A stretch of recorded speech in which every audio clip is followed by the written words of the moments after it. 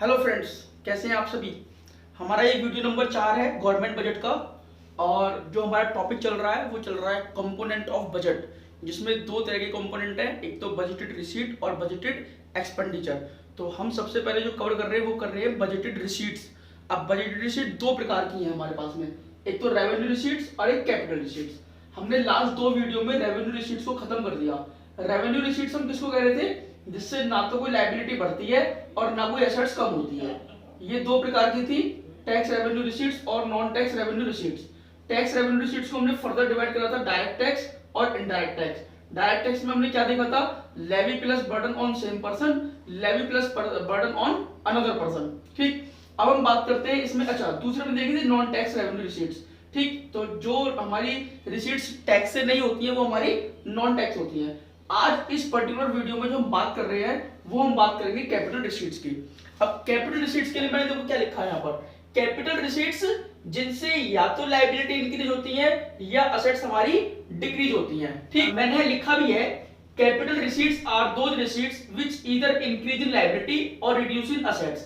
तो हम देखेंगे कि ऐसी कौन कौन सी रिसीट्स हैं जिनकी वजह से लायबिलिटी बढ़ जाती है और असेट्स हमारी घट जाती हैं। ठीक, देखो क्योंकि हम लगभग सभी अकाउंट्स के स्टूडेंट हैं, तो मैं आपको एक बात बताऊं, जब हम अकाउंट्स में भी असेट्स अगर हमारी बढ़ जाती हैं और असेट्स घट जाती हैं या लायबिलिटी हमारी बढ़ जाती है, तब हम उसको कैपिटल रिसीट्स ही कहते हैं। ठीक, अच्छा अगर हमारी असेट्स बढ़ जाती हैं और लायबिलिटी घट जाती है तब हम उसको कैपिटल एक्सपेंडिचर कहते हैं। लेकिन अभी हम यहाँ पर एक्सपेंडिचर की बात नहीं कर रहे, हम बात किसी कर रहे हैं कैपिटल रिसीट्स की।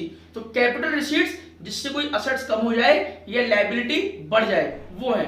देखो आपके अकाउंट्स में भी जरा एग्जांपल लेके देखते हैं। देखिए आपने मान लो किसी से लोन लिया, बैंक से लोन लिया या किसी फाइनेंशियल इंस्टीट्यूशन से आपने लोन लिया, तो आपकी लायबिलिटी बढ़ जाएगी। और जब आप लोन लेते हो तो ये कोई लोन आप एक दो 2 4 5 7 महीने के लिए तो लेते नहीं हो, 10 साल के लिए 15 साल के लिए ऐसे आप लोन लेते हो। तो जो लोन लेना है वो आपकी कैपिटल रिसीट्स होती है। ठीक, अच्छा इसके अलावा वहीं आप सोच के देखो, अगर आपके पास कोई प्लांट पड़ा हुआ है 5 लाख रुपए का, आपने उस 5 लाख रुपए के प्लांट को बेच दिया, तो बेचने से रिसीट्स तो आ जाएगी लेकिन आपकी असेट्स क्या हो जाएंगी, वहां पर कम हो जाएंगी। समझ में आ गया आपको।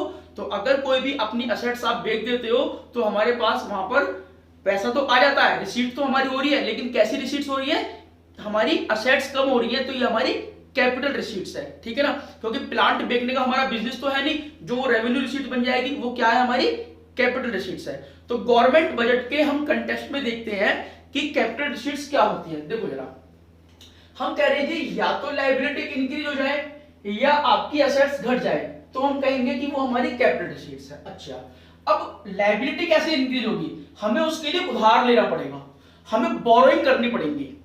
देखो मैं आपको बेसिकली बता दूं, गवर्नमेंट बजट तैयार करती है, उसमें वो कुछ खर्चे लेते हैं कुछ इनकम लेते हैं।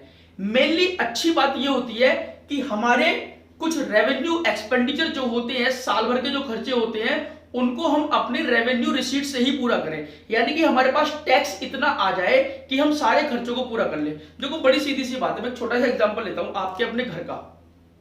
मान लो अगर आपके फादर की 20,000 रुपए महीना की इनकम आती है, ठीक है ना, तो आप ये सोचोगे कि भाई 20,000 रुपए की जो इनकम है इसी में हमारे घर के सारे खर्चे हो जाए, इसी में हमारे घर के सारे खर्चे पूरे हो जाएं, यानी कि जो हमारी रेगुलर इनकम है उसी से हमारे रेगुलर खर्चे हों।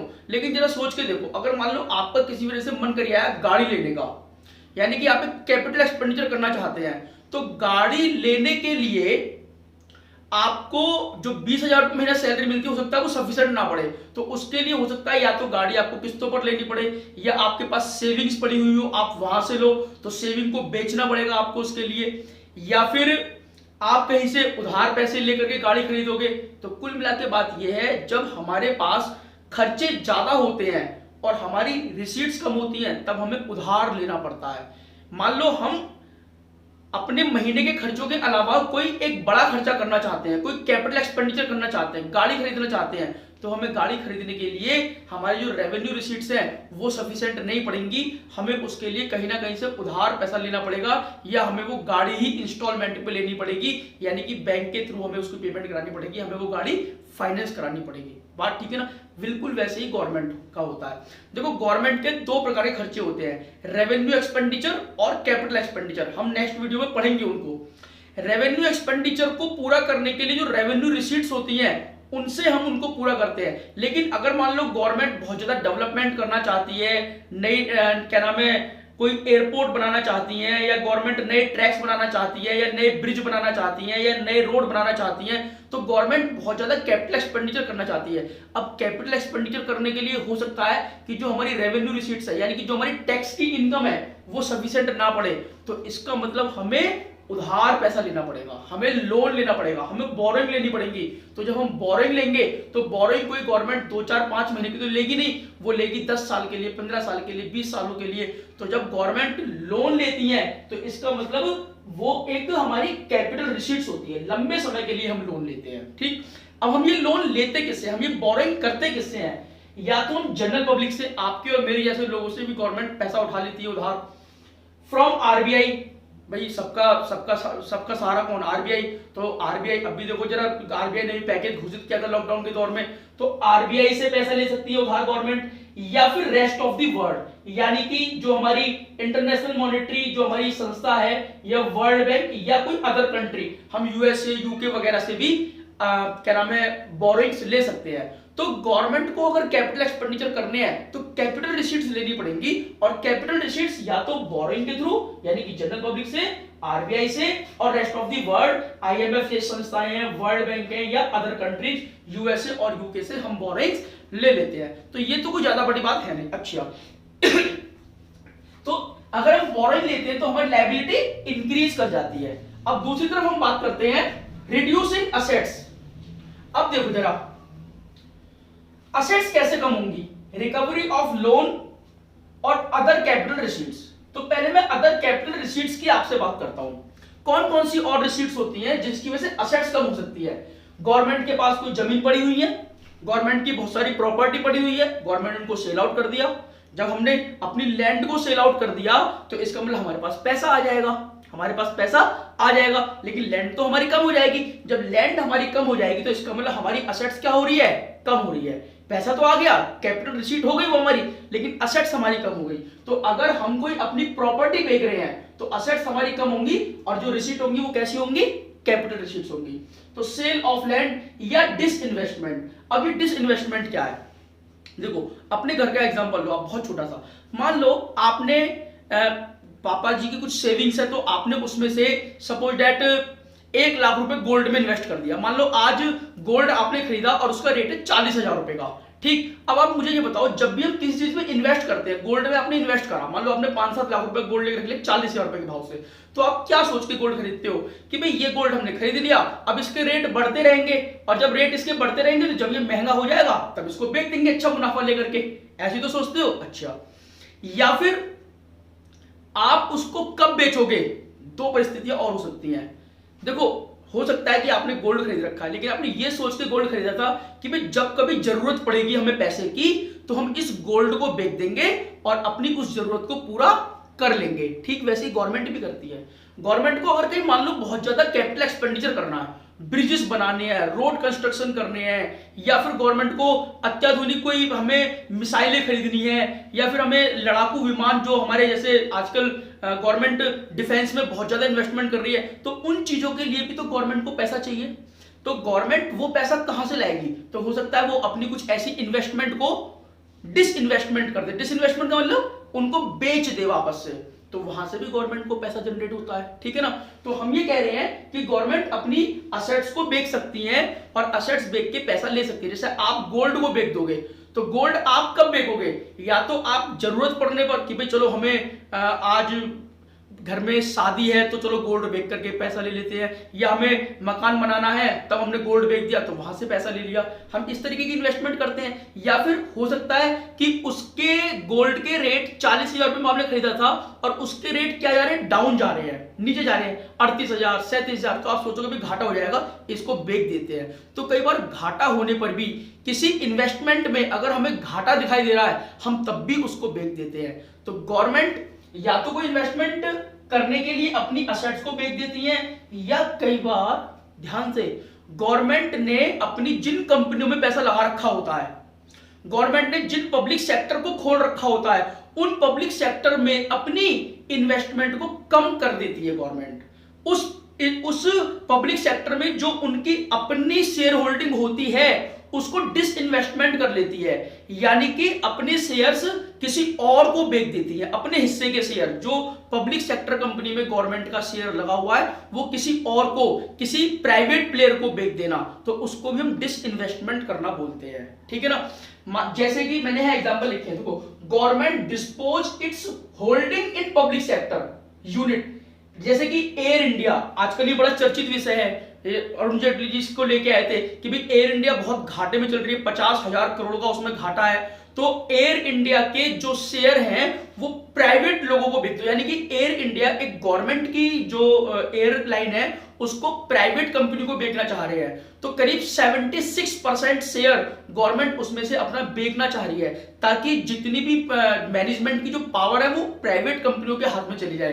तो एयर इंडिया को गवर्नमेंट क्या कर रही है, डिसइन्वेस्टमेंट कर रही है उसमें से अपना। एलआईसी तो अभी की बात है, जो ये हमारा रिसेंट बजट चल रहा है 2020-21 का, निर्मला सीतारमण जी इसको लेकर के आई थी। इन्होंने कहा भी हम एलआईसी में भी 10% की शेयर होल्डिंग आईपीओ के थ्रू लेकर के आएंगे। देखो अब ये आईपीओ क्या होता है ये हम सीखेंगे, या 11वीं क्लास में आपने देख रखा होगा थोड़ा बहुत। आईपीओ के थ्रू यानी कि जनरल पब्लिक को अपने शेयर बेच देंगे, या फिर हम किसी और प्राइवेट प्लेयर को हम अपने शेयर बेच देंगे। तो इस तरीके से जब सेल में भी ऐसा गवर्नमेंट ने करने की कोशिश करी है, बीपीसीएल में भी गवर्नमेंट ने डिसइन्वेस्टमेंट किया है। तो गवर्नमेंट जब से ये बीजेपी गवर्नमेंट आई है तो ये डिसइन्वेस्टमेंट बहुत कर रही है, क्योंकि इनको कैपिटल एक्सपेंडिचर बहुत ज्यादा करने हैं, इनको डेवलपमेंट करना है, इनको इंफ्रास्ट्रक्चर बढ़ाना है। तो उसके लिए कहीं ना कहीं से तो पैसे की रिक्वायरमेंट होगी, टैक्स से तो उतना पैसा नहीं आ रहा है, गवर्नमेंट का रेवेन्यू रिसीट से उतना पैसा नहीं आ रहा है। तो इसीलिए गवर्नमेंट अपनी प्राइवेट जो पब्लिक सेक्टर की जो इनकी यूनिट है उसमें से डिसइन्वेस्टमेंट, यानी कि उनके शेयर प्राइवेट लोगों को बेच करके पैसा की जो रिक्वायरमेंट है उसको फुलफिल कर लेती है। तो हम ये कह रहे हैं अदर कैपिटल रिसीट्स, या तो अपनी इन्वेस्टमेंट, अपनी कोई जमीन जायदाद पड़ी हुई है गवर्नमेंट की उसको बेच देना, या कोई डिसइन्वेस्टमेंट कर देना अपनी पब्लिक सेक्टर कंपनियों में से, जहां जहां गवर्नमेंट की होल्डिंग होती है, जहां जहां गवर्नमेंट की शेयर होल्डिंग है वहां से अपने शेयर को किसी और को बेच देना। तो ये डिसइन्वेस्टमेंट होता है। आई होप आपको क्लियर हो गया होगा। ठीक, अब हम बात करते हैं रिकवरी ऑफ लोन की। देखो रिकवरी ऑफ लोन क्या है, आप अकाउंट्स में सोच के देखो, आपने किसी को 1 लाख रुपए उधार दिए, आपने किसी को 1 लाख रुपए उधार दिए, तो क्या सोच के आपने 1 लाख रुपए उधार दिए कि भाई मैं इस पे ब्याज कमाऊंगा। ठीक है ना, मैंने किसी को 1 लाख रुपए उधार दिए 10% सालाना के ब्याज पर, इसका मतलब मुझे उस पर 10,000 रुपए साल के ब्याज की इनकम होगी। तो ये बताओ जरा, जो 1 लाख रुपए आपने दूसरों को लोन दिया, ये आपकी असेट्स नहीं है, ये आपकी इन्वेस्टमेंट है या नहीं है? हाँ सर ये हमारी इन्वेस्टमेंट है, हमने 1 लाख रुपए सामने वाले को दे दिए तो हम उस पर ब्याज कमाएंगे, ये हमारी एक असेट्स है। इन्वेस्टमेंट एक असेट्स होती है हमारी, बोलो हाँ है ना? बिल्कुल। तो यानी कि जब आपने ये पैसा दिया तो ये आपका एक कैपिटल एक्सपेंडिचर है।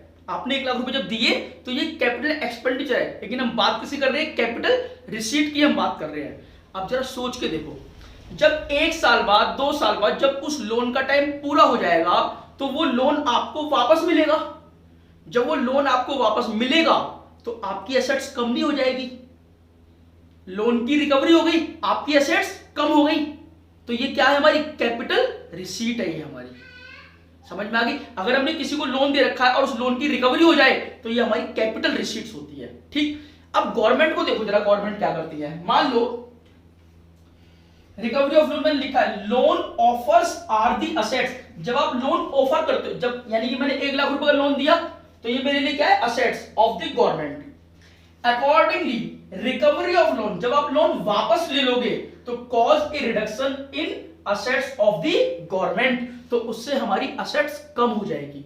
ध्यान से सुनो जरा, एग्जांपल है, ये सेंट्रल गवर्नमेंट है, ये स्टेट गवर्नमेंट है। सेंट्रल गवर्नमेंट ने लोन दिया, देखो लोन देना, जब हमने लोन दिया सामने वाले को तो ये हमारा कैपिटल एक्सपेंडिचर है, यानी कि हमने एक असेट्स जनरेट करी। हमने ये सोच के लोन दिया कि हमें इस पर कमाई होगी, हमें इस पर ब्याज मिलेगा, तो ये हमारी एक असेट्स बन गई।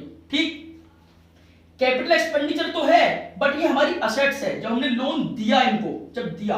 अच्छा, स्टेट गवर्नमेंट की ये क्या बन गई, लायबिलिटी, क्योंकि स्टेट गवर्नमेंट को ये पैसा वापस करना है, तो स्टेट गवर्नमेंट की क्या है, ये लायबिलिटी है। तो इनके लिए क्या है, कैपिटल रिसीट। अब मैं बात इसकी नहीं कर रहे जब ये दे रहे हैं, हम बात तब कर रहे हैं जब स्टेट गवर्नमेंट से ये लोन वापस आएगा। स्टेट गवर्नमेंट से जब ये लोन वापस आएगा, जब ये लोन वापस आएगा तो असेट्स कम हो जाएंगी। देखो जब दिया था तो असेट्स बढ़ी थी, लेकिन जब ये वापस आ गया तो असेट्स कम हो गई। तो ये हमारी एक रिसीट है, यानी कि रिकवरी ऑफ लोन जब हो रही है तो ये रिसीट कैसी रिसीट है? कैपिटल रिसीट है ये हमारे पास, रिकवरी ऑफ लोन। देने वाले के लिए एक्सपेंडिचर होगा, लेकिन अब क्योंकि हमारा लोन हमें वापस मिल रहा है तो ये हमारे लिए क्या है? ये हमारे लिए एक कैपिटल रिसीट बन जाएगी। आई होप आपको बात क्लियर हो गई होगी। मैं एक बार दोबारा से आपको बता देता हूं, capital receipts are those receipts which increase in liability or reduce in assets, either increase in liability reduce in assets। Liability कैसे बढ़ेगी? जब हम बोरोइंग लेंगे, किससे लेंगे? जनरल पब्लिक से, आरबीआई से और रेस्ट ऑफ द वर्ल्ड से। असेट्स कैसे कम होंगी? या तो गवर्नमेंट अपनी कोई प्रॉपर्टी बेच दे, या गवर्नमेंट प्राइवेट सेक्टर में जो भी पब्लिक सेक्टर में गवर्नमेंट ने जो भी इन्वेस्टमेंट कर रखी है उस इन्वेस्टमेंट को, उस शेयर होल्डिंग को किसी और को बेच दे, प्राइवेट प्लेयर को बेच दे, तो वहां से पैसा आ जाता है। तो ये हमारी क्या हो जाएगी? Capital receipts. इसके अलावा रिकवरी ऑफ लोन, आपने किसी को लोन दिया और जब ये लोन रिकवर होगा तो ये आपकी रिसीट होगी, और ये कैसी रिसीट होगी? कैपिटल रिसीट होगी ये आपकी। आई होप आपको कैपिटल रिसीट्स अच्छे से समझ में आ गई होंगी। अब हम नेक्स्ट वीडियो में जो बात करेंगे वो बात करेंगे एक्सपेंडिचर की, ठीक है ना? Okay, bye bye.